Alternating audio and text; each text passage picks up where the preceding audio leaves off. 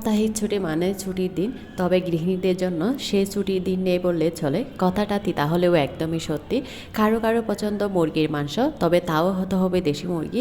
আবার কারো কারো পছন্দ খাসির মাংস, গরুর মাংস বা হাঁসের মাংস। কিন্তু আমার ছেলে পছন্দ ব্রয়লার মুরগির মাংস।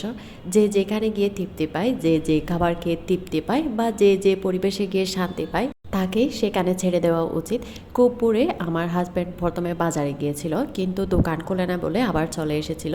সকালবেলা তেমন বাজার করা হয় না। যখনই শুক্রবার বা শনিবার ছুটির দিন থাকেন, ওই দিনই সকালবেলা বাজার করেন। বেশিরভাগ বাজারই রাতে করা হয়। উনি এরপর 11টার দিকে গিয়ে তারপর একটা ব্রয়লার মুরগি বড় দেখে নিয়ে এসেছেন শুধুমাত্র ছেলের জন্য। যতদিন বেবি থাকবে না ততদিন আপনি আপনার পছন্দ অনুযায়ী বউয়ের কাছ থেকে রেসিপি দেখে দেখে রেসিপি দেখিয়ে রান্না করে খেতে পারবেন। তো যখনই দুনিয়াতে আপনার ছেলে বাবু বা মেয়ে বাবু আসবে, তখন মায়েরা সবচেয়ে বেশি পছন্দ করে ওই রকম খাবারই রান্না করবে। তবে সে পছন্দের খাবারটা হবে তার ছেলে বা মেয়ের, সেটা বেশিরভাগই হয় 80% বা 90%। আগে দেখবে ওনার ছেলে কী খায়, ওনার মেয়ে কোনটা খায়, তারপর হাজব্যান্ডেরটা চিন্তা করবে।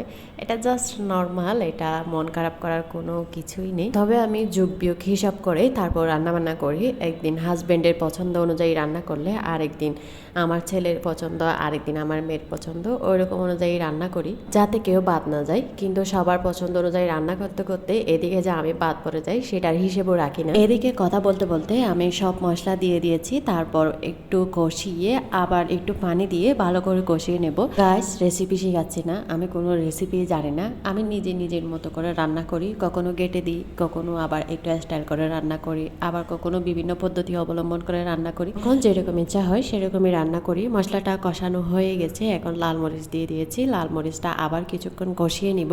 মশলা তো প্রায় কষানো হয়ে গেছে, এরপরে লাল মরিচ দিয়ে দিয়েছি। এটা কোন ধরনের রেসিপি আপনারা হয়তো বলতে পারেন। এটা কোনো ধরনের রেসিপি না। ওইদিকে আমার হাজব্যান্ড ডাক দিয়েছে, ছেলেকে রেডি করাতে হবে, কারণ ওনারা নামাজে যাবে। এই কারণে তাড়াহুড়া করতে গিয়ে কখন কোনটা দিছি, কোন মশলা দিছি সেটাও বলে যায়। এখন মনে হচ্ছে সব মশলা দিয়ে দিয়েছি, পরে লবণ দিয়ে ভালো করে কষিয়ে নিব। সত্যি গ্রানটা অনেক ভালো আসতেছিল। এরপর আমি মাংসটা ধুয়ে নিয়েছি। মাংসটা ধুয়ে একটু পানি জড়িয়ে তারপর ঢেলে দিব। এখন সব কিছু কষিয়ে নেব। আমার ছেলে তো অনেক পছন্দ ব্রয়লার মুরগি। আর হ্যাঁ, আপনারা যারা এখনও আমার পেজটা ফলো দেন নাই, অবশ্যই ফলো দিয়ে পাশে থাকবেন। আর আপনারা ভিডিও দেখে কিন্তু যদি একটা লাইক না দেন, তাহলে আমি কিভাবে বুঝবো কোন ফলোয়াররা, কোন শুভাকাঙ্ক্ষীরা আমার ভিডিও দেখে। তাহলে অবশ্যই যদি আপনার আমার ভিডিওটি ভালো লেগে থাকে তাহলে অবশ্যই লাইক দিতে বলবেন না। সাথে যদি ইচ্ছে হয় একটা কমেন্টও করে দিবেন। এখনই রান্না বসালাম, এখনই বললাম আমার ছেলে আর আমার হাজব্যান্ড নামাজ পড়তে গেছে, কিন্তু এখনই নামাজ থেকে চলে আসছে। এটা কোনো কথা? আসলে কথা। মধ্যখানে আমি চুলাটা অফ রেখেছিলাম, কারণ ওনারা যখনই নামাজ পড়তে যায় তখন আমার মেয়েকে কুলে নিয়ে থাকতে হয়, কারণ ও বেশি কান্নাকাটি করে, ওর ভাইয়ের জন্য একদমই মাটিতে গড়িয়ে যায়, যার কারণে ওকে কুলে নিয়ে সব সময় আমার থাকতে হয়। এবং চুলাটা অফ রেখেছিলাম, এখনই শুরু করছি। এদিকে আমি শসা, তারপর লেবু ওগুলা কেটে নিয়েছি। ধন্যবাদ সবাইকে ভিডিওটি দেখার জন্য। আজকের ভিডিওটা এই পর্যন্ত। আল্লাহ হাফেজ।